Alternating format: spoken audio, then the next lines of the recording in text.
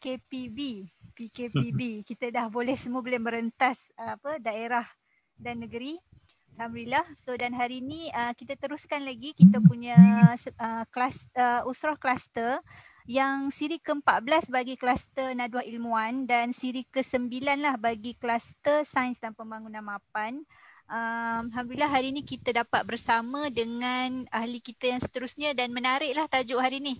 Kita tunggu lama juga banyak perbincangan di dalam grup berkaitan dengan isu semasa jugalah COVID-19. Saya go through juga Prof punya slide tu tapi saya rasa saya perlu dengarlah pembentangan Prof pada hari ni untuk lebih jelas lah.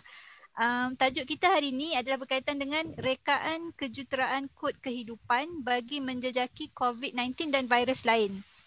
So dia ada berkaitan dengan isu sekarang dan juga bagaimana kalau dikaitkan dengan kod kehidupan dan macam mana kita nak trace lah COVID-19 dan lain-lain virus yang mungkin ada. Bukan mungkin ada, memang ada. Macam mana kita nak buat tracing tu lah. Dan hari ini kita bersama dengan Prof. Dr. Ahmad Faizul bin Syamsuddin, merupakan Profesor di Quest International University Perak di Ipoh Prof?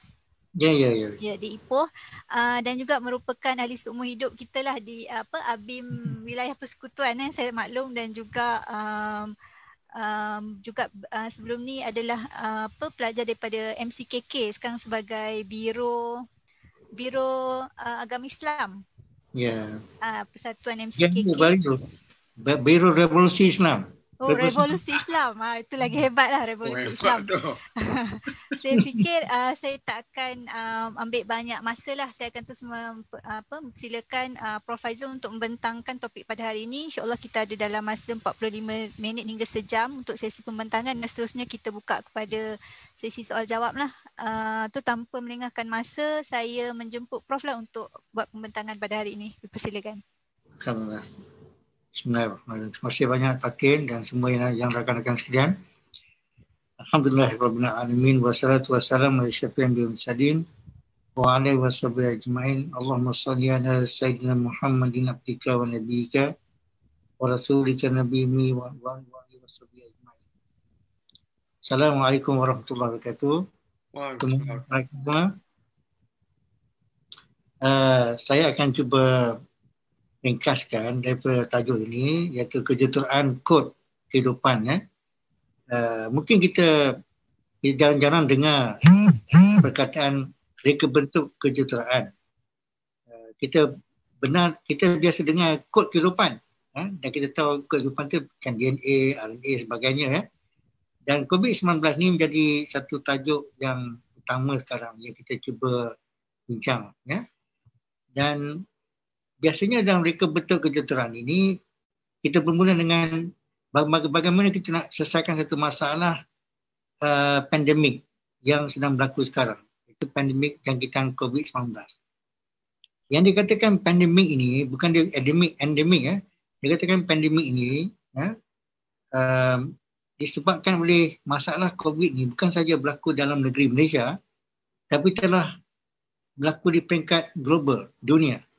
Dan telah merubah norma hidup manusia. Itu dikatakan pandemik.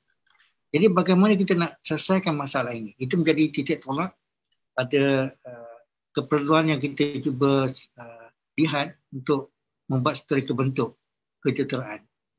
Kita tengok what is the needs of the design. Dan dari segi rajah tu, saya ini tunjukkan lah. Kalau kita nak lihat daripada outer space, daripada alam cakrawala, kita lihat satu gambaran yang jelas bahawa pandemik ini berlaku merata-rata dan kita boleh lihat dari atas. Ini walaupun ini adalah gambaran infrared, tapi dia menunjukkan di mana letaknya tempat-tempat dikatakan COVID-19. Tapi itu bukan COVID-19, itu ada forest fire. Saya beri gambaran saja. Kini kita ada satu cara untuk melihat, maka jangan kita boleh melihat COVID-19 ini sebagai satu anasir, satu makhluk yang bergerak yang dapat memancar satu yang kita lihat. Itu yang kita membuat satu penyelesaian tentang masalah pandemik. Itu dapat menjejaki COVID-19 ini. Kalau dia dapat menjejaki, maka kita tahu macam mana untuk menghadapinya. Saya bermula dengan satu ayat Quran tentang faktor X ni. Faktor X ni tentang bagaimana di akhir zaman ini Allah Ta'ala telah memberi kita sebagai umat manusia dan umat Islam untuk mengatakan berbagai cara untuk menyelesaikan masalah. Iaitu kita berikan di sini satu paparan surah Kahfi, a'udzubillahi minasyaitonir rajim. Ya. Qul law kana al-bahru midada kalimati rabbi anda fidal bahru qabla an pada kalimat rabbi walau jinna bimithlihi madada. Iaitu maksud di sini, katakanlah Muhammad, kalau sekiranya lautan itu menjadi tinta emas, tinta lautan untuk menulis, ya, iaitu sekiranya kita jadikan lautan itu sebagai untuk menulis ilmu, kalimat Tuhanku, sesungguhnya habis lautan itu. Dan ditambah lagi, maknanya manusia ini dia terpaksa meneroki satu jenis ilmu yang dikatakan ilmu yang meneroki alam yang akan jadi dan alam yang sedang jadi. Alam yang sedang jadi ialah virus-virus yang ada sekarang macam COVID-19. Alam yang akan jadi ini apa akan berlaku selepas COVID-19 atau apa jenis COVID-19 lepas ini. Jadi manusia mesti mencari cara-cara ilmu yang boleh menjejaki yang ke depan ini. Dan alhamdulillah ada caranya. Ada sebanyak Allah berikan dalam Quran. Dan kita sebagai ilmuwan Islam Adim, kita ada kemampuan. Sebab di depan saya di sini ramai para profesor dan semua yang saya tahu boleh buat. Ya. Dan apakah epistemologi reka bentuk kejuruteraan? Sebab orang bertanya, reka bentuk kejuruteraan ini satu amalan profesional. Tapi dari segi amalan ilmiah, dia ada epistemologi untuk reka bentuk kod kehidupan. Ya? Iaitu berdasar pada ciptaan Allah yang sempurna. Seperti mana Allah kata dalam surah Al-Mulk, ya. Allah kata di sini allazi khalaqa sab'a samawati tibaqa ma tara fi khalqir rahmani min tafawut farji'an basarahan tara min futur. Ya. Iaitu Allah kata di sini dialah yang menciptakan 7 petala langit yang berlapis-lapis. Tidak akan kamu lihat sesuatu yang tidak seimbang pada ciptaan Tuhan yang Maha Pengasih. Maka lihatlah sekali lagi, ya, adakah kamu lihat sesuatu yang cacat? Iaitu ciptaan Allah ini sempurna. Maka disebabkan dia sempurna, maka mudah bagi kita reka bentuk. Sebab dia reka bentuk ni berdasarkan kesempurnaan ciptaan. Seperti jam lah, macam kita tengok jam. Sekiranya jam itu dia reka bentuk secara yang paling perfect, sempurna, maka titik saat ini memang saat itu lah dia. It is a perfect watch.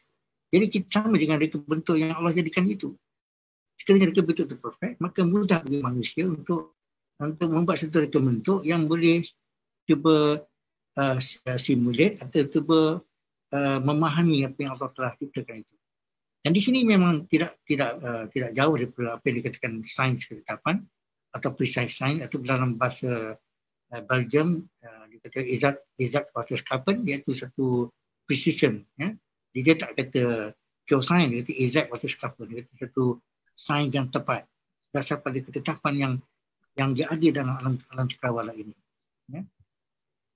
Dan dari segi falsafah itu bentuk kejuruteraan, memang kita tahu alam mekanistik ini memang pada prinsip matematik yang tepat. Dan prinsip matematik tepat ini kita tahu dalam Quran memang Allah dah beritahu. Surah Yasin. Kita tahu surah Yasin, kita tahu dah, mari kita biasa baca ayat ini. Ya. Wal qamara qaddarnahu manazila hatta 'adaka al-urdunil qadim la syamsu yanbaghi laha an tudrika al-qamara wa la laylu sabiqun nahar aqum fi falkin yasbahun. Iaitu dengan memberi arti, dan kami telah tetapkan tempat peredaran bulan sehingga ia sampai ke tempat peredaran terakhir. Kembalilah ia seperti bentuk tandan yang dua. Tidaklah mungkin bagi matahari mengejar bulan dan malam pun tidak dapat mendahului siang. Jadi masing-masing beredar pada garis edarannya. Iaitu everything is in order. Semuanya menurut dengan apa yang telah Allah gariskan. Iaitu everything follows a predetermined yang telah digariskan sebagai satu predetermined konsep yang matematik yang tepat. Jadi di situ kita mula kita punya reka bentuk. Kita tak mula dengan satu yang sama-samar atau dan dayang. Kita mula dengan satu yang precise, yang tepat, yang Allah jadikan atas bumi ini. Dan dengan itu saya berdasar pada hujah sunnah al-jamaah, iaitu kunci pelbagai khazanah bumi. Di mana dari segi sunnah ahli sunnah wal jamaah kita ada hujah untuk mendekati masalah alam ini dari segi sudut ketetapannya. Seperti Imam Syafi'i dalam kitabnya Risalah, ya, dia menunjukkan peranan Jawami Kalim, iaitu ungkapan ringkas pada makna. Itu setiap benda yang ringkas dia memang tepat, ya? Dan dia merujuk pada Imam Syafi'i, merujuk pada hadis Rasulullah berdasarkan sabda Rasulullah. Itu bermaksudnya aku dihitungkan dengan membawa keringkasan kata-kata yang luas, permaknaan, dan aku dibantu dengan kegurunan.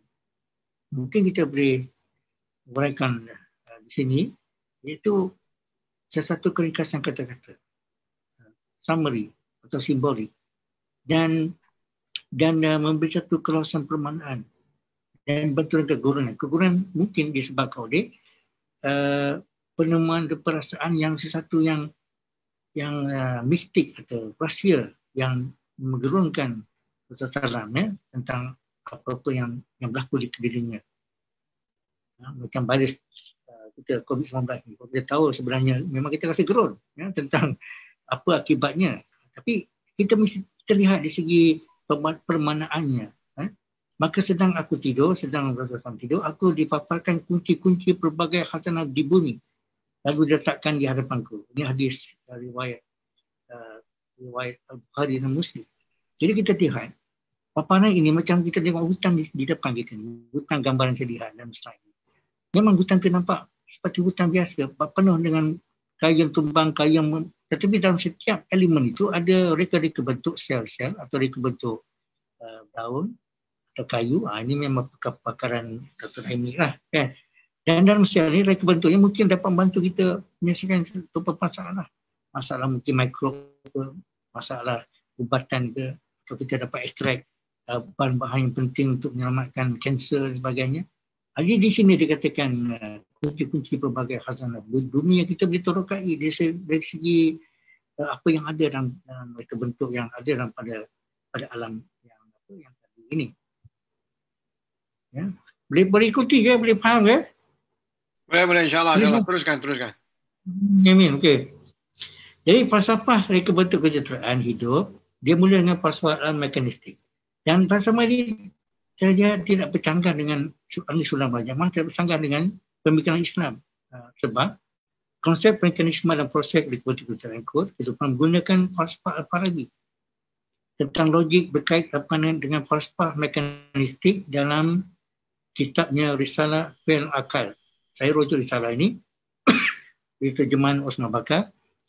Dia kata di sini, tujuan kami, iaitu tulisan Al-Farabi, dia kata tujuan kami ialah meninjau seni mantik, iaitu logik, iaitu seni yang merangkumi perkara-perkara yang membimbing fakulti rasional, Al-Quwah Al-Natika. Osman Bakar, Pengenalan Teori Logik Al-Farabi, Kasturi, Jurnal Kasturi, Jilid 1, Bilik 1, 1991. Saya rasa Profesor Yusuf Osman tahulah, kan, aku Kasturi ni di antara pioneer lah, ya, termasuk syair kita sekali. Jadi sini kita tengok bahawa persoalannya reka bentuk kejahteraan kod hidup ni apa manfaatnya? Kenapa kita cuba reka bentuk kejahteraan hidup? Macam kita tadi, kita cuba reka bentuk bahan-bahan daun atau bahan-bahan kayu-kayu yang jatuh dalam hutan mungkin dijadikan untuk ubat. Jadi untuk reka bentuk hidup, the life code, apa manfaatnya? Kunci kelangsungan utama dalam manusia ni kita nak tengok banyak ilmu matematik yang berterusan tak banyak digunakan, seperti ilmu wakaf. Ilmu wakaf ni satu ilmu diwujud di zaman Rasulullah hingga ke zaman sekarang. Dan wakaf ni dia punya konsep dia sama dengan ilmu reka bentuk yang pandai. Iaitu wakaf dicipta untuk menghasilkan satu aset yang akan berterusan selama-lamanya. Dan dia lagi penyelamat. Seperti kita lihat ya, apa jadi pada Masjid Al-Sofia, Al-Sofia, Hagia Sophia, ya, yang telah diwakafkan oleh Sultan Sulaiman. Sampai sekarang dijadikan masjid serta beratus tahun. Mana banyak lagi wakaf-wakaf yang dapat menyelamatkan harta benda umat Islam selama-lamanya. Begitu dengan kriptograf. Kriptograf ini satu ilmu yang baru tapi digunakan sekarang untuk ketahanan maklumat yang begitu kuat sekali. Sehingga kan satu kriptograf itu dia mempunyai fungsi matematik yang boleh katakan bertahan berjuta-juta tahun, malah berbilion tahun, dan dapat menyelamat mungkin manusia daripada kerahsiaan dia, daripada kekuatan maklumat yang penting bagi kewujudan dia.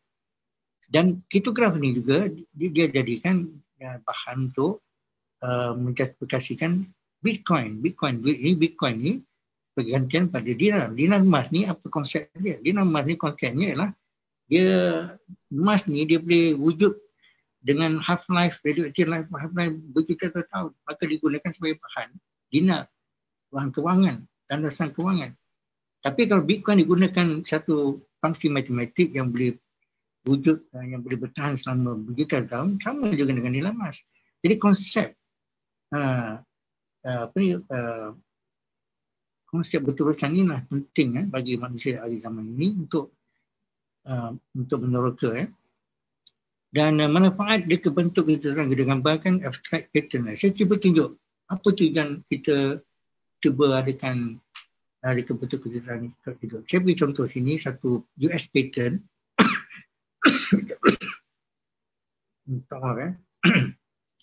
US pattern telah difailkan pada 23 Julai. Okay, buang ya.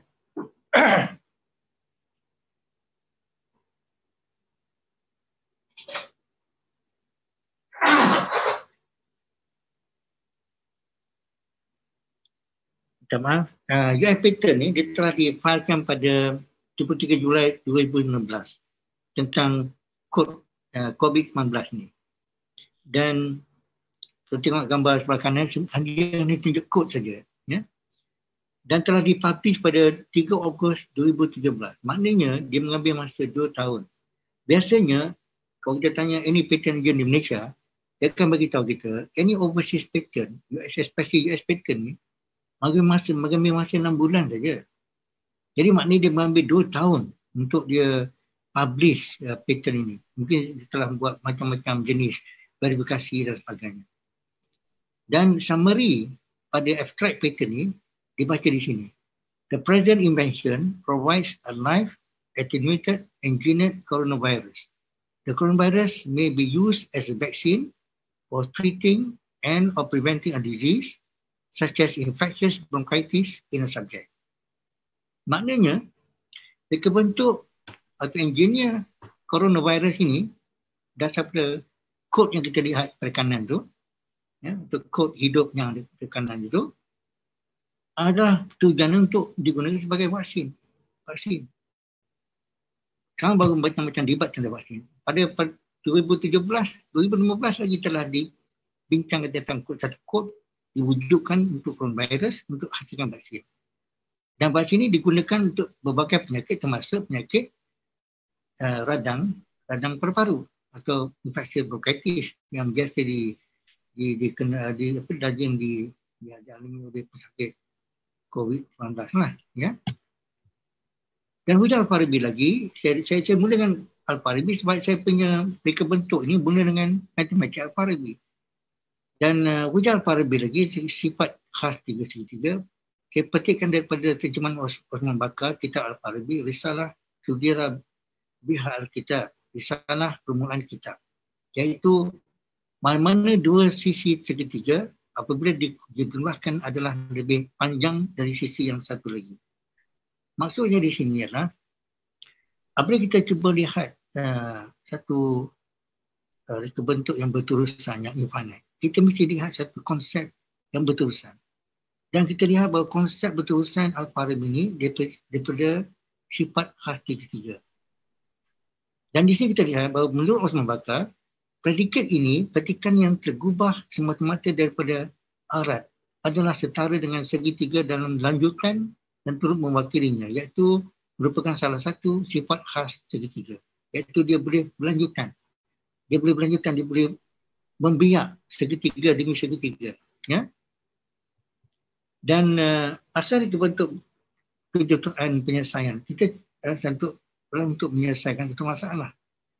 Segitiga Al-Farabi secara induksi, iaitu menghasilkan segitiga Pascal. Maknanya segitiga Pascal, dia sebenarnya hasil daripada penyelesaian pada segitiga Al-Farabi. Walaupun dia tak mengaku, tapi setelah saya menyelidik, sebab saya punya kod hidup yang berasal pada segitiga Pascal, saya dapati memang dia datang daripada konsep segitiga khas Al-Farabi. Jadi segitiga Al-Farabi kita tengok dia banyak polinomial yang membiakkan banyak segitiga yang khas. Dan akhirnya dia hasilkan segitiga lanjutan, iaitu segitiga yang lanjutan berterusan sehingga akan menghasilkan satu hasilan yang menakjubkan bagi saya lah, iaitu segitiga Sierpinski. Dan formula ini ada mathematical proof menunjukkan bahawa segitiga yang berterusan yang berasal pada segitiga khas Farabi itu memang wujud, memang valid, ya, dari segi penyelesaian masalah reka bentuk berterusan ini. Dan kita tengok dia akan tiba satu tempat di mana saya gunakan untuk wujudkan saya punya kod hidup, iaitu segitiga recursive Towers of Hanoi. Towers of Hanoi ini adalah dikatakan satu permainan yang dimainkan oleh rahib-rahib di Gunung Himalaya 4,000 tahun dahulu.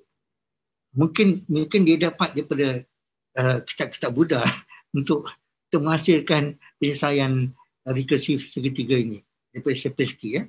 Iaitu apa yang dimainkan oleh rahib Buddha itu, dia pergi pada 3 tower atau 3 tiang, ya, dia lihat sebelah kanan tu. Dan dia akan letakkan jangkung-jangkung emas ataupun piring-piring emas. Yang piring bawah sekali yang besar, piring atas sekali yang kecil. Dan dia akan cuba bergerak piring yang kecil ke tiang kedua dan piring besar ke tiang ketiga. Sehingga akhirnya dia akan dapat wujudkan di mana setiap tiang itu ada piring besar di bawah dan piring kecil di atas. Dan permainan ini akan mengambil masa mengikut dengan jumlah piring yang dimainkan. Dan sekiranya jumlah piring dimainkan 49 piring, katakan, permainan ini akan, sekiranya setiap piring akan bergerak daripada satu tiang ke satu tiang dalam satu saat, permainan ini akan habis, ya, yang jangkaan masanya hampir di 4 kali ganda the age of the universe, iaitu jangka masa panjang sekali untuk habiskan selesai. Maknanya rahib Buddha di Himalaya ni sedang memberi satu gambaran wujud satu permainan yang menunjukkan bahawa ada satu alam yang begitu infinite, seperti yang Allah beritahu dalam surah Kahfi tadi. Satu alam yang infinite, satu alam yang berterusan, iaitu alam lautan ilmu Allah. Jadi di sini dia beri message dari permainan ini. Tapi bagi kita sebagai jurutera, kita lihat permainan ini sebagai satu asas untuk kita bina satu reka bentuk yang berterusan. Bagi especially untuk kod-kod yang berterusan. Jadi di sini saya dalam research belajar dulu, kita cuba selesaikan masalah segitiga Sierpinski ini dengan menghasilkan satu teorem double parity Lucas. Dengan double parity Lucas ini kita dapatlah wujud kod yang kita nak sangat tu. Itu kod hidup, iaitu CGA, CCC, JGA, AGC, CTA. Iaitu ini semua adalah kod hidup yang kita dengar selalu daripada DNA dan sebagainya. Dan ini kita boleh gunakan untuk menjejaki COVID-19. Jadi inilah yang saya maksud di sini untuk sebagai mukadimah lah saya punya lecture hari ini. Ya. Boleh ikuti ke? Boleh ikuti? Halo? Assalamualaikum? InsyaAllah. Okey. Alright. Jadi kita telah menghasilkan satu reka bentuk kejuruteraan dari penyelesaian segitiga Sierpinski. Iaitu kejuruteraan infinity berdasarkan matematik mekanika. Reka bentuk kejuruteraan kod kehidupan bermula dengan premis bahawa molekul nukleik DNA berinteraksi dengan ruangan fizikal segitiga spesifik tripod yang saya namakan tripod Al-Farabi atau T-Al-Farabi. Ya.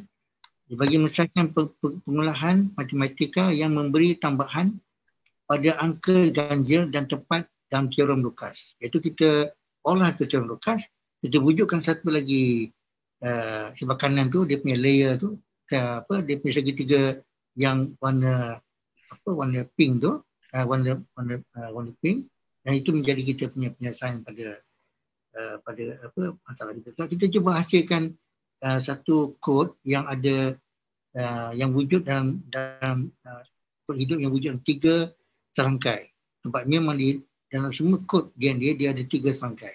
Walaupun dia 4 nucleic acid CGTA, tapi dia dalam kewujudan dia wujud sebagai 3 serangkai. Itu 3 ya, macam itulah. Dan dalam ruangan anti-Farabi, setiap molekul asid nukleik CGTA bergerak dari satu kedudukan tenaga end state, ikuti gerak rangsangan citation, cegahan inhibition dan sekatan shunting. Ini memang lazim berlaku dalam apa saja gerakan nukleik asid dalam sesuatu protein atau sesuatu protein. Dan kita tahu COVID-19 ni, walaupun ada mengatakan dia bukan satu kehidupan, tapi dia satu protein. Dan dia ada molekul-molekul nukleik yang bergerak berdasar pada gerakan dia. Itu sebabnya memang tak heran lah kalau kita dengar bahawa COVID-19 ini dia hanya akan wujud dalam keadaan yang begitu low temperature dan temperature rendah. Ya? Vaksin lah, tapi bagi dia sebagai penyerang, dia wujud dengan temperature yang tinggi, ya. Dan mungkin dia punya gerakan dia lebih excited lagi daripada inhibition. Itu anda yang saya lah. Dan reka bentuk T-Al-Farabi ini bermula dengan nucleotide CTA dan transisi tenaga berlaku apabila gene melonjak ke G. Saya terang ni banyak dalam paper dan telah dipublish dalam satu engineering punya buku di engineering, walaupun tidak dijadikan satu benda yang besar, tapi bagi saya cuba sampaikanlah beberapa yang saya rasa mungkin boleh dapat manfaat untuk ilmuwan admin dan mungkin untuk manfaat masa depan kita hadapi COVID-19 ini. Dan di kebentuk kecurangan tripod Al-Farabi, pergerakan terusnya adalah wujudnya TA dan terusnya TAG. Dia akan cuba gabungkan beberapa nukleik asid dan dia akan melahirkan 3 serangkai pada setiap aras, ya. Dan seterusnya. Di mana pada nukleik pada macam saya kata tadi, N less than 49, iaitu kalau dia sampai 49 dia akan sampai 5 kali universe, ya. Dia punya kewujudan dia. Dan dia akan hasilkan 3 serangkai ATG, ATC, GCC, macam-macam lah. Dan ini adalah yang biasa didapati dari kod kehidupan. Dia bagaimana kita nak kaitkan dengan COVID? Di sini kita hasilkan dia punya kod kehidupan dia punya komputer, dan memang begitulah rupanya sebenarnya kod kehidupan yang natural juga. Walaupun ini ada computer generated DNA code, tapi dia sama dengan apa kita dapati dalam the real life punya code. Dan dia berdasar pada tripod Al-Farabi, ya. Dan dari situ kita cuba hasilkan apa dikatakan gene motif. Konsep motif ini adalah dikenakan oleh satu kumpulan pendidik di India bernama Satya. Dia mengatakan bahawa setiap kehidupan ini dia ada kod-kod yang tertentu yang menjadi motif kehidupannya. Motif itu maknanya apa? Contohnya katakan kita pergi ke Melaka. Kita tengok desain masjid, motif desain masjid di kebetul masjid Melaka macam motif Cina ataupun orang Cina datang di Melaka dulu. Tapi kalau kita pergi ke negeri Perak, kita tengok motif masjid di Perak lain. Dia ada motif tertentu berdasar pada mungkin sosial budaya dulu, berdasar pada budaya dia ataupun kedatangan Islam. Tapi kalau kita pergi ke masjid di sebelah Jawa Timur, kita tengok lihat motif pun berlainan. Jadi setiap masjid di kebetul masjid itu memberi ada motif, dan motif menunjukkan latar belakang sesuatu perkara yang berlaku pada mereka bentuk itu. Sama dengan kehidupan. Setiap kehidupan itu mengikut Al-Fatihah ada motif dia, kod dia. Dan kita mencari motif kod ni. Dan mencari motif kod ni kita menjalankan beberapa komputasi yang dijalankan di sini, dan kita dapat wujudkan banyak motif, dan bagi COVID-19 kita boleh wujudkan motif dia sendiri. Tetapi dalam wujudkan motif ini kita mesti ada beberapa faktor. Dikatakan desirability factor yang mengatakan bahawa kod yang kita wujud tu mesti desirable, itu boleh digunakan untuk dia boleh teruskan lagi slide. Teruskan slide apa? Fatin. Lagi. Okey. Jadi di sini saya kata motif. Motif dia ialah beberapa rangkaian 3 yang menggambarkan motif sesuatu kehidupan. Kalau kita dapat bertemu motif ini, maka kita tahu apa dia motif di sebalik COVID-19 ni virus. Kalau di mutant pun, apa motif mutant dia? Macam cerita tadi lah. Motif mereka bentuk masjid Melaka ialah motif tentang sejarah datangnya Cina datang bawa Islam ke Melaka. Tapi motif mereka bentuk di Kepulauan Jawa menunjukkan macam mananya orang Islam datang dalam mendakwah pada kaum Hindu. Dan kita lihat macam mana di contoh di Jakarta, di tengah-tengah kota Jakarta kita lihat masjid di tengah-tengah kuil Hindu. Walaupun kuil itu tak wujud lagi, tapi itu motif dia. Menunjukkan satu perlakuan yang berlaku sebelum ini. Sama dengan motif kod hidup. Dia ada satu tujuan dan satu perkara yang berlaku sebelum ini. Nah, itu menjadi satu kerahsiaan, macam dia orang kata, satu kegurunan juga bagi kita untuk tahu perkara yang pelik, yang ganjil ini, yang boleh kita membantu kita menyelesaikan masalah. Teruskan satu slide. Okey, di sini kita lihat macam mana kita boleh bandingkan kod hidup asali, iaitu DNA asal, dengan kod hidup yang digunakan di Farabi. Kita lihat sebelah kiri dan kanan ni, dia tak berbeza. Maknanya dari segi kualiti entropi dia, memang dia kualiti tinggi. TR Farabi punya kod ni, dia tinggi dia punya kualiti dia, hampir sama dengan kod hidup yang asali, yang natural. Ini satu benda pelik. Satu benda gerun juga kan. Macam satu benda yang mathematical concept boleh ditranslate kepada satu natural existence yang betul-betul tabi'i. Ini satu yang menggerunkan, sebab manusia sekarang boleh buat satu benda yang jadi satu kehidupan. Tapi memang kita tak boleh nak sama dengan kehidupan yang Allah jadikan. Ya? Teruskan. Satu slide. Teruskan slide. Jadi di sini kita lihat. Saya tunjuk sebelah kanan. COVID-19 kod ni datang daripada kod yang telah dipatent. Patent kod ni memang public. Kita boleh tengok. Tapi kita tak boleh gunakan. Kita tak boleh gunakan untuk tujuan kita saja, kecuali dengan izin patent lah. Cuba saya nak pamerkan sini. Tapi saya tunjuk sini sebab kod 19 patent ni adalah computer generated, sebelah kanan. Walaupun saya tak akan rujuk pada patent, sebab kalau saya rujuk patent saya akan disaman. Okey. Slide sebelum ni. Ini tunjuk slide sebelum ni. Ya. Dan sebelah kiri itu ialah dia punya computer generated code yang kita tengok gunakan Al-Farabi. Sebelah kanan adalah kod hidup asli, iaitu COVID-19. Ya. Boleh next slide. Dan kita tengok bahawa dalam slide ini desirability factor tinggi. Ya. Desirability factor berdasarkan motif yang telah diwujud, yang telah ditemui dalam kod Al-Farabi ini, iaitu kod 19 TA1, iaitu Al-Farabi, yang kod 19 R1 tu mutant kod 19. Dia ada desirability factor tinggi. Dia menunjukkan bahawa kita boleh guna kod hidup Al-Farabi ini untuk menjejaki mutant kod 19 R1. Advantage-nya, kita boleh manipulate kod Al-Farabi ini. Padahal kod asli kita tak boleh manipulate. Kalau kita manipulate, kita kena masuk bidang yang lain lah. Bidang yang dibuat sekarang oleh Bionet dan Pfizer semua ni. Kita tak masuk situ. Kita hanya pergi pada bidang manipulation of dia punya artificial code saja. Ya. Ada masa supaya menjejakinya.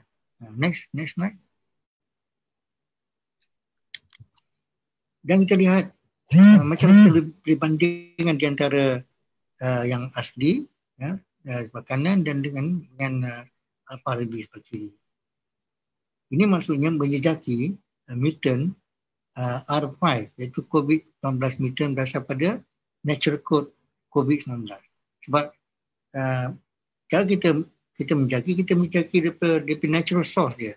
Daripada natural source kita akan derive dia punya motif dia baru kita dapat hasilkan dia punya kod hidup Parabi. Daripada kod hidup Parabi kita dapat melihat mutant yang akan datang. Mutant R5 ni belum wujud lagi, tapi dia akan, ini di mutant yang kita ramalkan akan berlaku.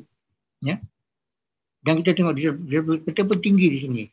Kita bagi mutant natural dengan Parabi code hampir tinggi. Iaitu kita boleh gunakan Parabi code untuk menjaki mutant COVID-19 ini. Next. Okay. Dan kita lihat banyak lagi ramalan mutant. Sebelum ini, slide sebelum ini ya. Okey. Ramalan mutant ni, slide selepas ini boleh? Slide, okey. Kita tengok banyak mutant kita boleh ramal berdasar pada kod hidup ini. Banyak, malahan macam saya cerita tadi, banyak perkara kita boleh ramal yang akan datang. Dan perkara yang telah berlaku pun kita boleh menjejaki juga dan lihat mungkin motif-motif tertentu yang telah berlaku pada COVID-19 ini. Kita boleh menjejaki motif-motif yang akan berlaku pada COVID yang akan datang, yang belum wujud tapi mungkin akan wujud.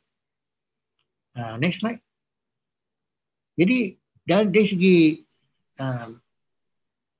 menjejaki COVID ini, manusia boleh hasilkan vaksin. Dan penghasilan vaksin ini tidak satu benda yang susah dan tidak payah.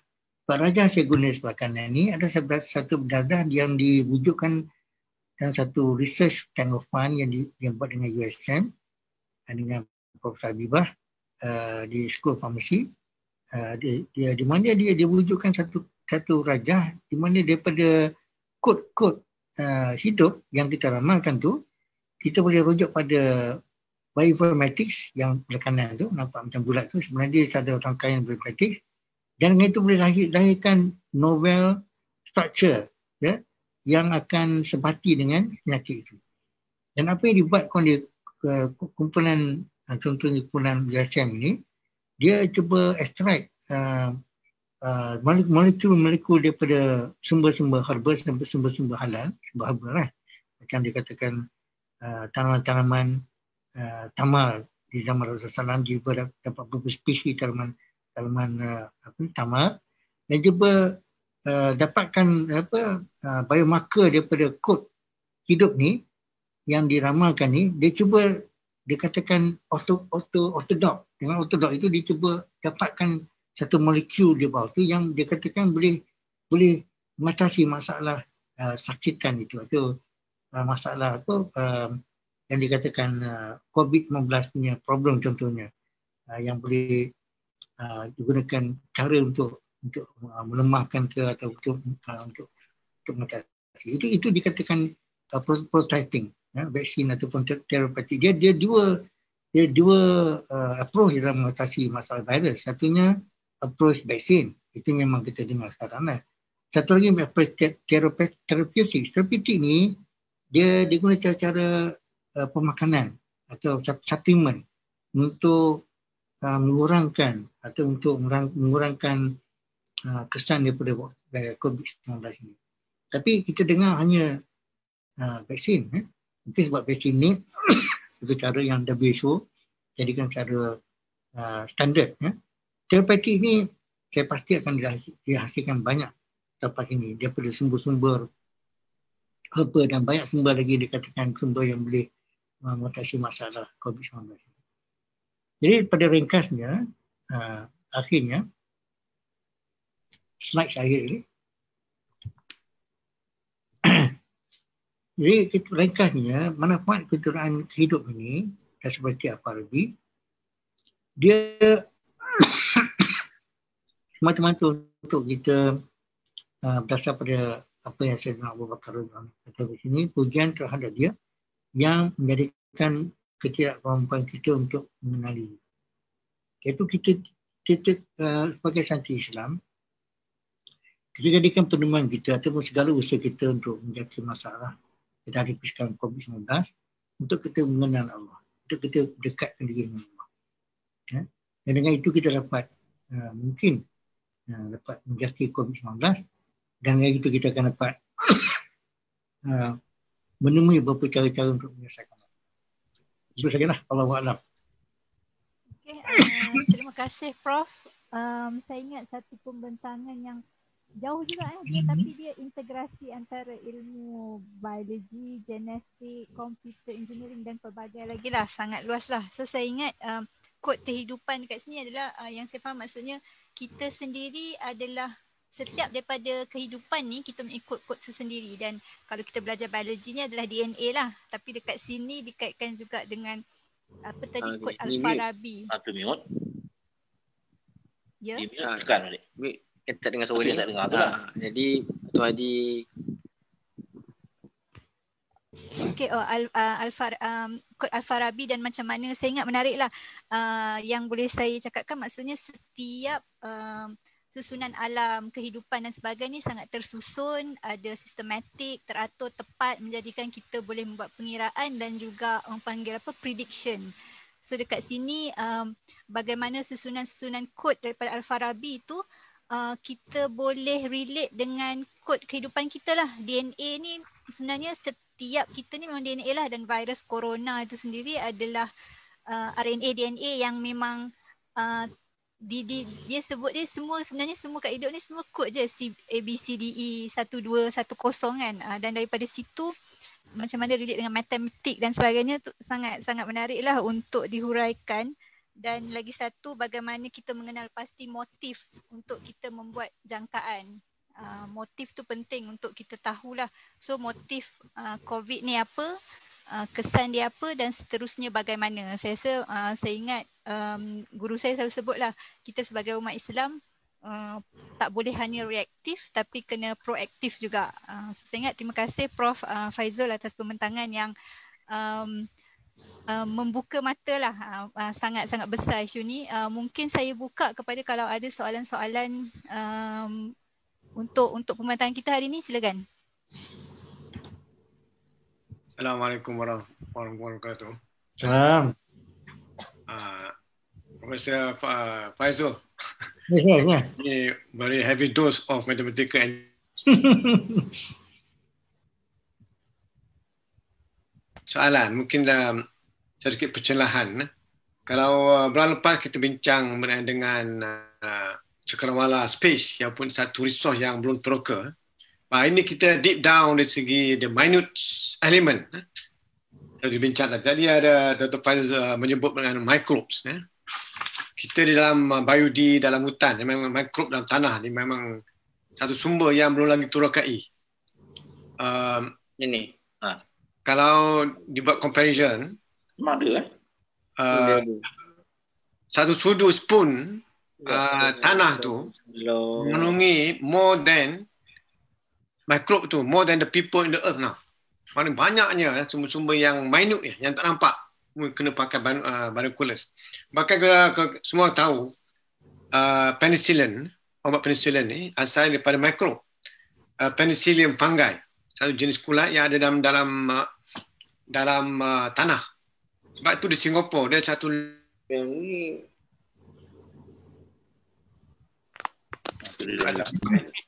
kita mungkin tak berkurangan dan juga expertise. Yelah macam Haji cakap tadi tu, maknanya kalau bantu tengah bercakap takkanlah seorang-seorang ni juga dapat fun untuk melihat apa lagi makro yang boleh kita buka. Okey, balik kepada isu yang bincang ni. Jadi sekiranya kajian ni dapat diteruskan, insya-Allah dengan fund yang mencukupi, tim Profesor Faizul ni, what is the outcome later on? Kadang-kadang ada yang segi kita menjejaki COVID-19 ni. Sebabnya kalau kita tengok sekarang ni, I'm sure at the moment banyak dia punya vaksin-vaksin yang akan dilahirkan.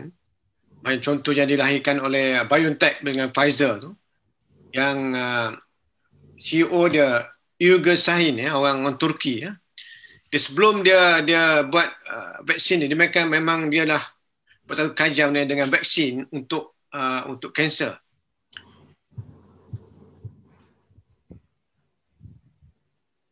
Untuk develop vaksin ni. Jadi maknanya kajian dia dah lama. Hanya laku opportunity untuk menentukan manfaat COVID ni merupakan satu episod yang penting untuk syarikat ni lah. Jadi kalau kita di Malaysia ni dan juga mana-mana pendidikan harus juga mempunyai basic research yang strong untuk berlakunya pandemik ni. Dan akan banyak lagi berlaku ni. Sebab apa kita ni satu vicious circle. Banyak lagi corona yang novel yang orang tak tahu akan berlaku. Kerana kita dah develop ourselves near to the sources dekat hutan sebagainya. Dan more novel coronavirus coming to hit manusia. So macam mana Dr. Faizul? Okey Syekh. Sebenarnya dia dua pendekatan. Dua approach. Satu vaksin. Itu memang approach yang lazim digunakan dan memang approach ni memang payah bagi kita lah.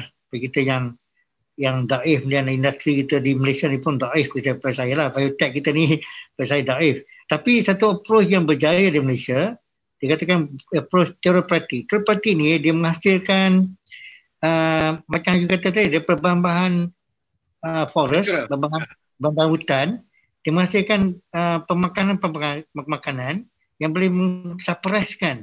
Jadi kita boleh gunakan T. Farabi punya kod ni untuk meramalkan mutant-mutant, dan dengan kod ini kita boleh gunakan farmakologi punya expertise dari USN dan sebagainya untuk kita cuba cari sos molekul herbal yang di hutan-hutan Malaysia ni, dan kita cuba dapatkan satu ubat, bukan ubat lah, satu pemakanan yang boleh suppress COVID-19 ni. Itu biasa digunakan. Walaupun tak efektif, tetapi dia boleh mengekang lah masalah contoh radang, pernafasan. Kan? Walaupun tak boleh cure, I think banyak suplemen gitulah therapeutic. So memang disebut, saya rasa dalam beberapa website saya baca dalam kita punya ilmuwan ni, saya terbaca satu perkataan di situ, vaccines and therapeutics. Therapeutic ni sebenarnya is our area. Kita boleh guna semua hutan untuk menghasilkan, dan memang ini lagi digunakan. Dan memang USM dia ada pharma punya center, dia commercialize dia punya kod hidup herbal ni yang digunakan untuk kanser, untuk even syphilis pun ada, tapi di commercialize. Tapi malangnya, bukan malangnya, pada saya dalam tu saya bertemu dengan Prof. Habibah yang pelawak dia datang daripada Singapura.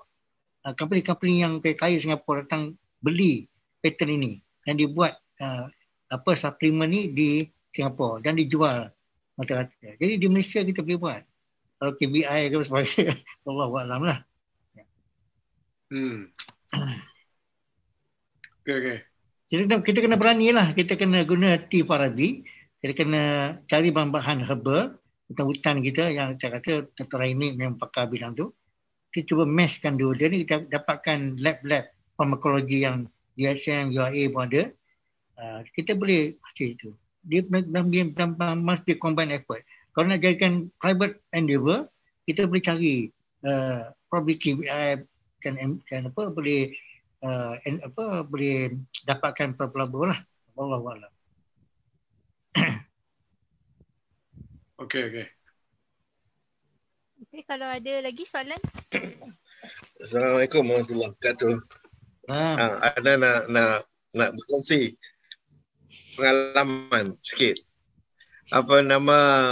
Baguslah Prof. Faizul kerana membentangkan mathematical approach terhadap COVID ni. Tapi yang saya amat tertarik ialah sebagai ahli fizik kita nampak bahawa isu COVID ini adalah macam yang disebutkan juga ialah ianya isu virus. Virus ni ialah dalam kategori nano, dimensi dia nano. Jadi biasa yang approach kebanyakan yang digunakan oleh doktor-doktor yang untuk menyediakan terutama vaksin ialah menggunakan classical physics, iaitu bagaimana pergerakan virus-virus itu mengikut classical physics. Tetapi kita di dalam bidang fizik dah tahu kalaulah dimensi virus tersebut dalam lingkungan nanometer, dia tak ikut classical mechanics lagi dah. Dan dia perlu sesuatu yang Prof Faizul nyatakan, iaitu dengan cara motif. Ataupun we have to go back untuk create another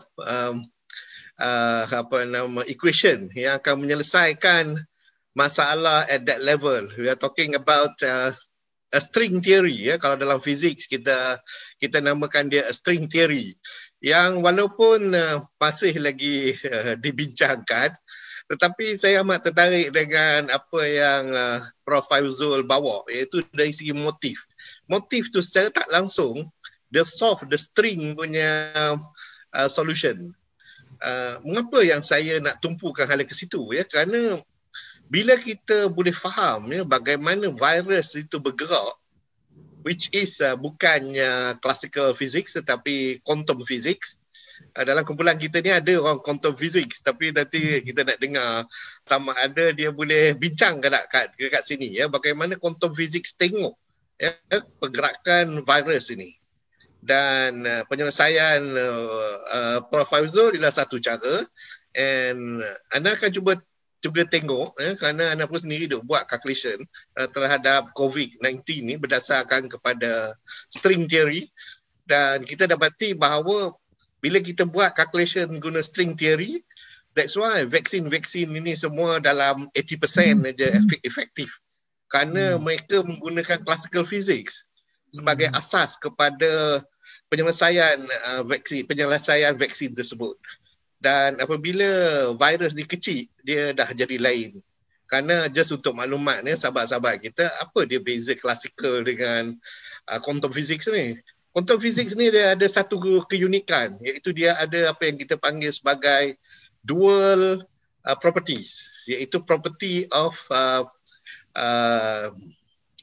apa yang kita panggil sebagai kenapa cakap Melayu tak kerti iaitu sebagai mass, dia ada mass dan dia ada juga wavelength.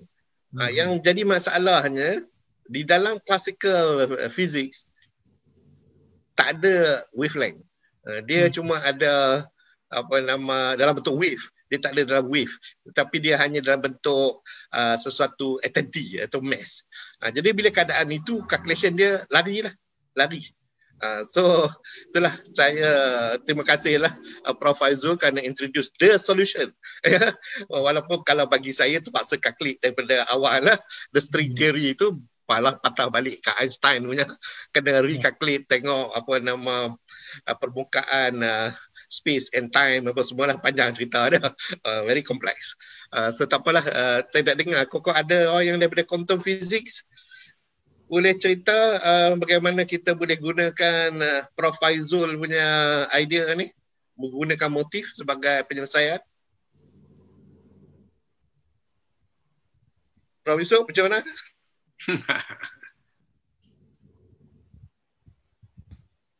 Sila orang quantum. Prof Yusuf tak? Okay.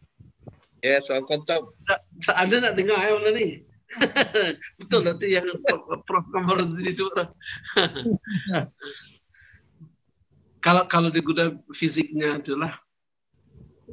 Betul lah. Okey, kalau ada lagi?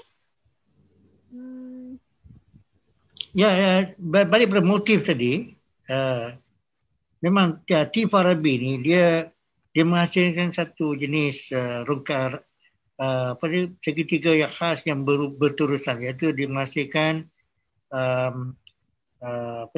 kombinasi kod-kod yang berurutan sehingga kan infinite. Kalau kita jalan, in fact kita gunakan masa tu great computing masa projek tu lah. dan kita gunakan kapasiti begitu besar, saya kan dia boleh lock, dia boleh jam dia punya data stream of big computing begitu banyak sekali penghasilan dia. Iaitu dia punya matematik begitu menakjubkan. Saya kan dia boleh menghasilkan kod-kod begitu banyak sekali. Tapi yang dikatakan seperti mana yang kamu kata tadi, penyelesaian di sini memang betul. Kita perlukan satu penyelesaian motif. Sebab dalam berbilion-bilion sekuen yang kita hasil daripada perjalanan T Farabi itu, kita kena cari motif dalam panjang-panjang. Sebab bagi setiap kod hidup, memang semua tidak digunakan. Contohnya, katakan macam manusia, kita ada 3.5 megabyte of code. Bukan semua 35 megabyte code digunakan, mungkin hanya separuh saja, mungkin 30% digunakan untuk jadikan mata kita hitam, kulit kita putih ke tak, bagi kita sihat tak sihat. Hanya yang lain tu menjadi kerahsiaan pada Allah Ta'ala. Jadi motif ini sebenarnya dapat menyelesaikan masalah yang mungkin banyak dari semua segi.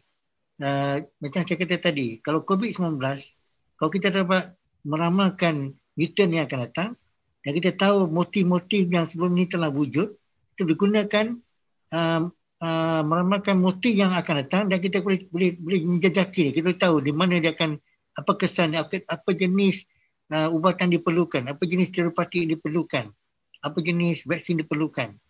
Dan prototyping terapeutik ni dan vaksin ni bukan dia perkara yang susah, malahan dibuat secara rahsia pun. Saya rasa kita mesti tahu kan, Hugo satu persatuan private organisation of human genomics. Saya rasa syarikat macam biotech semua memang situ lah. Dia pernah eksperimen banyak benda. Dan orang kaya seperti Steve Jobs digunakan prototyping banyak. Saya akan direkod dengan menghasilkan banyak vaksin yang boleh lawan virus mutant cancer ni. Dia buat. Tapi dengan takdir Allah, penghasilan vaksin dia untuk lawan kanser dia yang membiak begitu laju tak sepantas macam mananya pembiakan mutant yang berlaku di kanser dia. Akhirnya dia mati. Pada awal dia memang percaya dia gunakan prototype itu. Dia gunakan prototype vaksin. Jadi di sini kita lihat memang kita sebagai dalam ilmuwan ABIM, kita mungkin tak mampulah dari segi masalah vaksin. Kita boleh mampu dari segi mungkin menghuraikan termodinamik dan nanoteknologi, dan dari situ, dari sudut itu kita boleh tackle problem ini segi meramalkan apa akan berlaku lepas ini, dan mungkin kita dapat cari penyelesaian yang lebih tepat dari segi nanonya, dari segi matematiknya, dan mungkin kita dapat menghasilkan macam saya kata tadi beberapa source dari hutan yang boleh mengatasi atau boleh moderate motif-motif yang kita cuba fahami. Wallahualam. Tapi prosesor dia, saya tahu tawaduk dia banyak, dia punya idea tu, quantum mechanics. Saya tengah tunggu ni. Macam kita lah sikit quantum mechanics.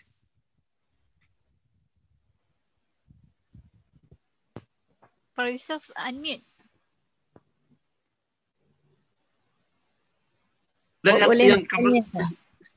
Yang Prof Kamarul Azli sebut dah betul lah. Daripada segi kuantum gitulah. Bila kita pergi kepada dunia yang lain, kita tak boleh gunakan dunia klasik untuk mengira dalam dunia kuantum. Kalau kita duduk dalam dunia relativity pula sama ya. Jadi betul lah itu. Kalau pengiraannya tadi masih dalam classical, sedangkan yang kita deal with adalah benda yang dalam kuantum. Kena guna kaedah kuantum lah. Itu yang kamu tadi sebut dah. Di persegi ni semua saya tak faham.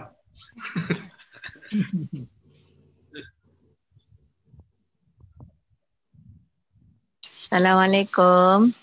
Waalaikumsalam. Nak tumpang tanya.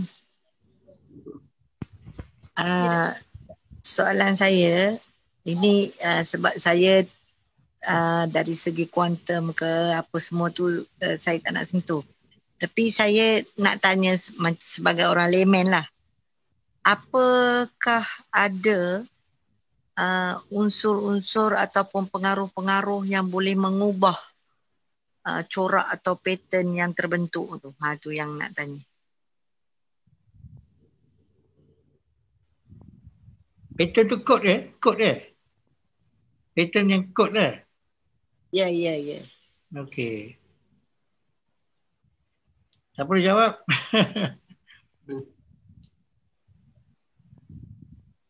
Taklah Prof Faizul lah jawab.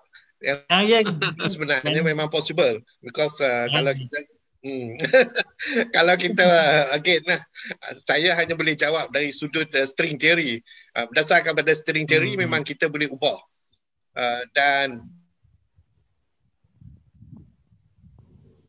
how far kita boleh ubah itu terserah kepada Allah lah. Perlu dibuat.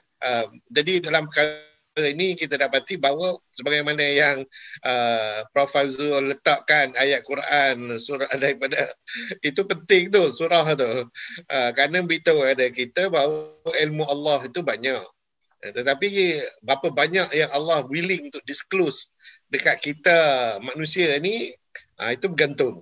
So mungkin setengah apa yang kita dapati bahawa DNA itu sendiri sebagaimana yang kita lihat, kalau kita dah setuju kepada DNA, pembentukan DNA sebagaimana yang kita ketahui, memang dia unik. Dia memang unik dan kalaulah kita lihat dari sudut biologi, saya tak reti lah. Tapi kalau dari sudut physics again, saya boleh tengok DNA ni dalam bentuk string theory juga. Dan apa yang saya dapati ialah solutionnya macam yang Prof Faizul mention kan. Cuma dia tengok motif, saya tengok dari segi mathematical calculation daripada logik daripada awal lah, which is very pure maths dia. Cuma itulah interestingnya yang bagi kita orang Islam bahawa kesemua sistem ini kalau kita perhatikan dia adalah teratur. Dia bukannya orang kata pom tiba-tiba jadi. Tak ada. Ini yang satu yang kita lihat dia saya selalu bila buat calculation dan saya tengok wah Masya Allah, Allah ni ilmu dia tak ada tandingnya. Bila saya buat satu calculation baru saya realize baru jumpa Allah dah tahu lebih lagi daripada itu. Jadi ilmu Allah tu saya nampak berganda-ganda. Jadi kita rasa bahawa betapa kerdil dia kita ni daripada ilmu yang ada tersebut. Jadi maknanya kita ni masih lagi hamba lagi lah. Baru nak belajar. Allahuakbar. Soalan tadi, boleh saya celah sikit. Soalan tadi memang ada beberapa isu yang sensitif lah terutama isu sekarang iaitu kita gunakan satu vaksin yang boleh ubahkan DNA kita kan. Itu memang isu sensitif. Dan saya rasa Dr. Raimli pun tahulah isu ni dari segi GMO, Genetic Modified Organism kan. Tetapi Genetic Modified Organism pada awal dulu telah ditentang hebat oleh gerakan-gerakan yang anti perubahan genetik kita, cacah makanan kita. Tapi oleh sebab UN ni dia satu organisasi antarabangsa, dia melihat penghasilan makanan gunakan GMO ni penting untuk supaya manusia ada bekalan makanan cukup, maka dibenarkan di bawah beberapa prinsipal precaution yang Dr. Raimli sebut dalam WhatsApp lah, Catalina biodiversity Catalina protokol ya. Protokol itu digunakan untuk mengawasi perubahan genetik yang ada pada makanan yang digunakan untuk bekalan makanan manusia supaya manusia ni cukup makan, supaya penghasilan tumbuhan berlipat kali ganda. Jadi segi COVID-19 begitu juga. Sekiranya COVID-19 ni akan menyebabkan perubahan genetik manusia, dia mesti ada beberapa protokol supaya manfaat dia banyak. Manfaat dia dapat melindungi generasi kita, anak cucu kita daripada COVID-19. COVID-19 ni mengikut dengan T. Farabi kiraan akan membiak, akan berterusan, akan diramalkan banyak lagi mutant akan wujud. Walaupun belum wujud lagi, dia bagi kita akan wujud dari segi kod-kod hidup tu. Hanya Allah akan tentukan bila akan wujud. Manusia dah berkiraan dah. Tapi Allah lebih tahu. Dia dah tahu bila akan wujud nanti. Jadi untuk melindungi generasi kita, mungkin perubahan genetik ni diperlukan, cuma mesti ada satu protokol macam itulah yang Dr. Rahim sebut tadi. Wallah, mungkin Dr. Rahim belum bicara lagi kot. Wallahualam. Kita pun kurang faham juga tentang genetik ni. Tapi benda memang banyak berlaku. Aku baca-baca tentang genetic modification. Memang dah ada, teknologi dah ada. But of course they have to go very rigorous process untuk buat tu. Because the probability pun ada sometimes jaya dan tak jaya juga lah. Dan tapi ni kita dari segi pandang Islam pun ada juga kena lihat detail lagi sama ada perkara ini sekiranya dia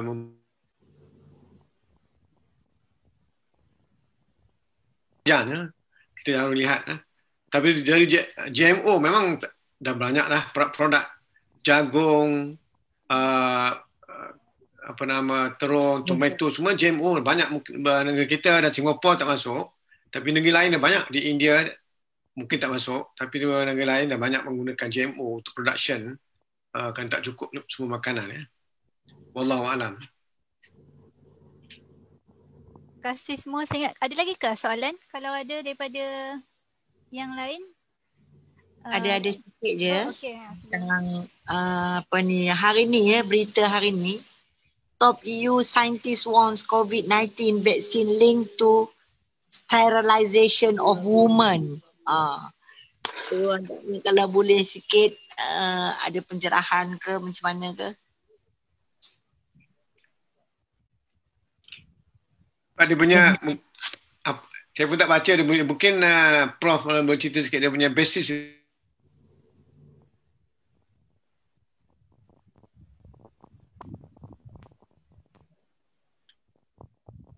Saya tersekat ke apa?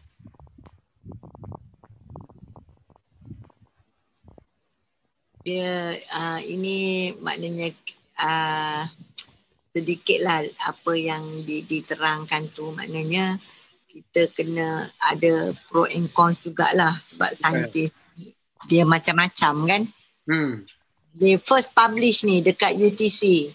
Nanti saya akan share sikit lah lepas ni mungkin link tu dalam kita punya kluster.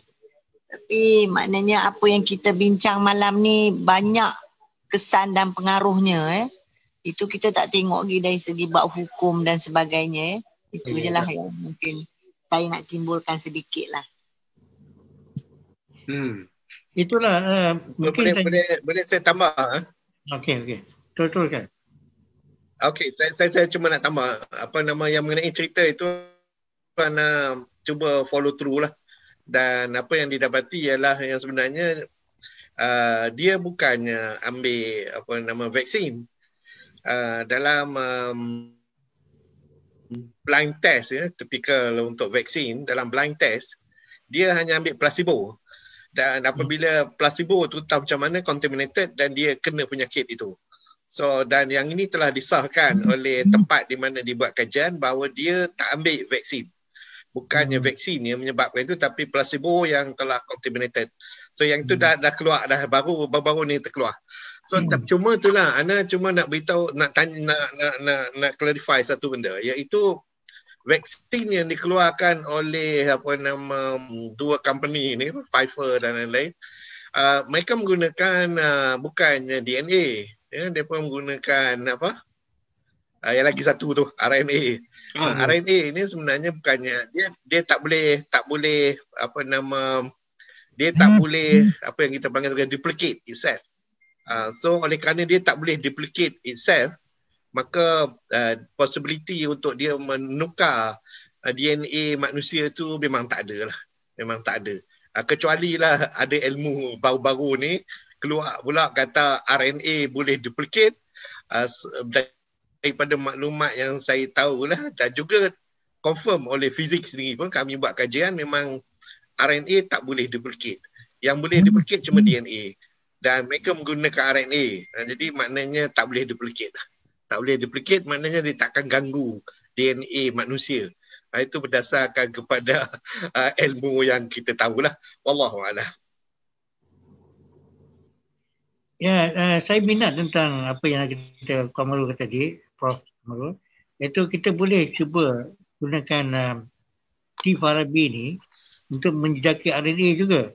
Dan kita cuba dapat motif dia. Kalau kita tahu motif dia, mungkin apa dia Prof kata tadi, mungkin motif dia memang untuk tujuan tertentu. Sebab kita ingat, pernah dengar tak satu vaksin yang dikatakan Thalidomide? Pernah dengar tak? Yang digunakan untuk wanita-wanita perempuan yang hamil di UK. Dan vaksin ini is a big failure. Menyebabkan beratus-ribu wanita yang jadi mandul disebabkan oleh vaksin ini. I think bisu tu masa kita student lagi, kau masih mengaji UK tu. Jadi benda ni boleh berlaku macam Profesor kata tadi. Jadi saya cadangkan, mungkin kita boleh jejaki RNA vaksin COVID ni dengan menentukan motif dia, dan daripada motif tu kita guna macam-macam cara lah, antara punya string teori semuanya, quantum mechanics kan, untuk menjejaki dia apa motif sebenarnya, apa target group dia. Adakah target group dia hanya untuk orang tua-tua ke, atau the very fragile group, ataupun grup-grup macam kita, atau orang beriman macam kita. Allahuakbar. Kan? Jadi maknanya kita kena tahu juga, because I think dunia barat they're not that simple kan. They're not that straightforward kan. When they go for vaccine, they go to vaccine in a country macam negeri kita ni, ada motif juga kan. Tapi negeri dia guna vaksin lain pula, RNA lain pula, motif lain pula kan. Untuk presiden dia pun saya rasa motif lain pula kan. Presiden dia lebih selamat lagi. Sebab saya tahu ni bukan saya tahu sangat, tapi saya pernah hadir satu conference di Rotterdam, di Erasmus University, di mana saya bentang saya punya studio code lah kan.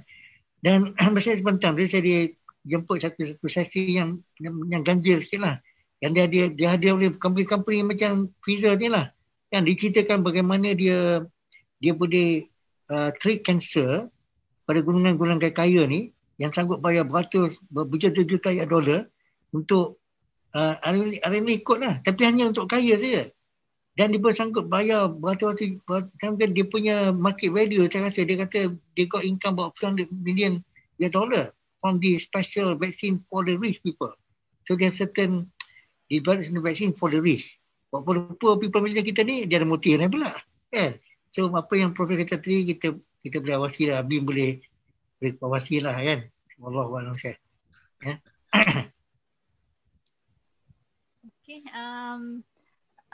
Sekarang dah 10.17. Ada lagi ke? Kalau kita boleh buka satu terakhir. Kalau ada lah. Assalamualaikum. Assalamualaikum. Salam. Zahri daripada Penang ni. Okey. Dah lah, saya tadi tak sempat nak dengar yang presentation awal tu. Saya masuk separuh jalan. Bila nampak dalam WhatsApp baru saya teringat. Terima kasih atas reminder. Saya hairan. Kita faham semua tentang COVID ni. Kita faham. Maknanya COVID ni wujud. Tapi memang kalau kita tengok sejarah menjejak vaksin ni sangat luar biasa. Kita tengok COVID ni telah diusahakan, boleh diusahakan kononnya dalam setahun. Wah, yang lain-lain tu berpuluh-puluh tahun. Ada setengah sampai tak jumpa vaksin lagi pun ada. Tak lengkap. Jadi tadi saya dengar lah, saya pertama kali lah saya dengar tentang kod kehidupan, macam mana soal virus dan kuantum fizik dan macam-macam. Tapi saya rasa kalau kita tengok industri lah ni, the technologies are coming to track the virus. Saya ingat itu satu usaha yang betul di peringkat awal ni. Track the virus, go for prevention. Bukan nak mengubat lagi. Kalau kita virus, bakteria ni semua around us. You can manage it, you can kill it. Itu maksud saya lah. Tapi tak tahu lah, adakah bakteria ada yang good, ada yang bad. Tapi virus saya rasa nama itself tu pun memang jahat. Virus ni perlu disingkirkan. Terutama kita tahu virus ni boleh menyebabkan segala penyakit. Di dalam Kementerian Kesihatan Malaysia, dia iktiraf produk-produk yang boleh membunuh virus tapi bukan untuk kalau yang tidak akan mengubati penyakit, dia boleh biarkan teknologi itu ada dalam pasaran. Maksud saya dia contohnya wujudnya disinfektan. Disinfektan ni ini bukan isu superficial. Dia cuba ada usaha untuk menjejak COVID-19 ni terutamanya dan juga virus-virus lain. Dia claim banyak. Saya dah tengok banyak third party punya certification untuk produk-produk yang claim dia boleh nyahkan virus di permukaan, di indoor environment. Sekarang ni konsep virus ni, saya seorang building surveyor, saya building technologist, building engineer, lebih kurang macam tu. Kita dah banyak sangat kita menekankan kepada soal isu bagaimana nak mengurus bangunan. Sick building ni dalam bentuk macam ni lah, menyebabkan masalah kesihatan dalam bangunan. Dia memang dah lama. Dulu virus-virus yang datang melalui aircon ducting, central air conditioning system tu, dia panggil apa? Apa virus tu? Allah. Memang dah wujud. Tapi COVID virus ni nampak sangat agresif. Oh my god. Jadi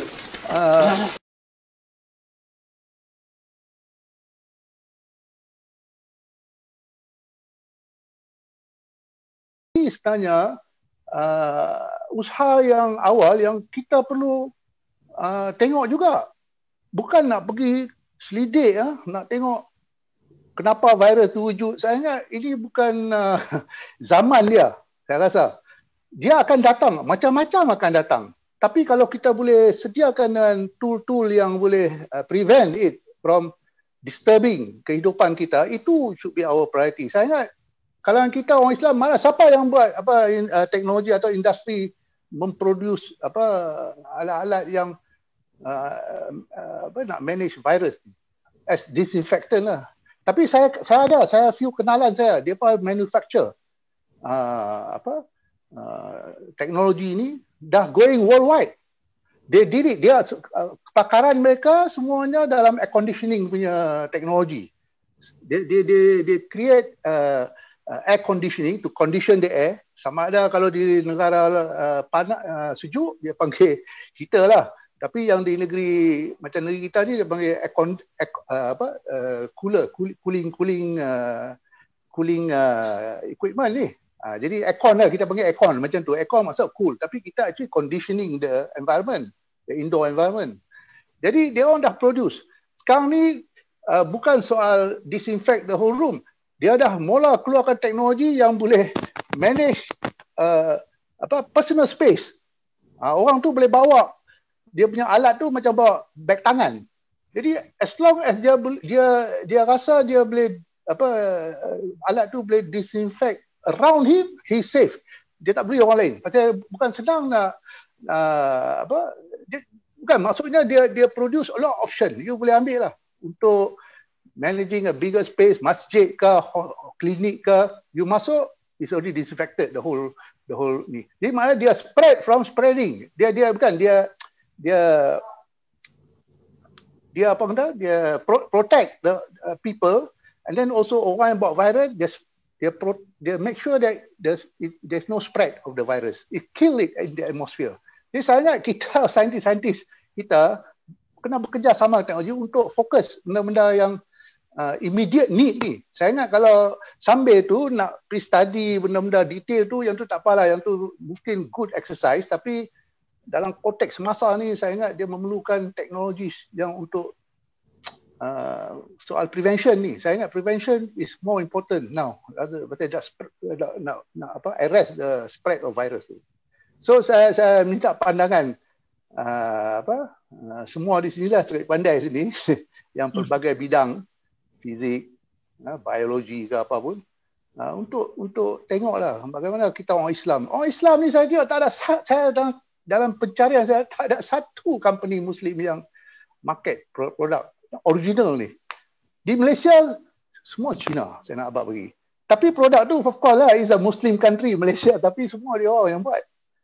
Dia sains dan teknologi ni adalah satu macam Ziauddin Sadar kata memang sangat teruk dalam negara Islam ni. Dia punya amount of pattern being manufactured tak ada, sangat rendah. Last semua fokus on tourism. Tourism doesn't add much in economy sebenarnya. Science and technology do that. So yang itulah saya punya pandangan untuk minta respon kepada pakar-pakar yang alhamdulillah saya rasa sangat berkaliber. Wallahu a'lam. Assalamualaikum. Terima kasih. Boleh ni Prof Faizul ke? Ya,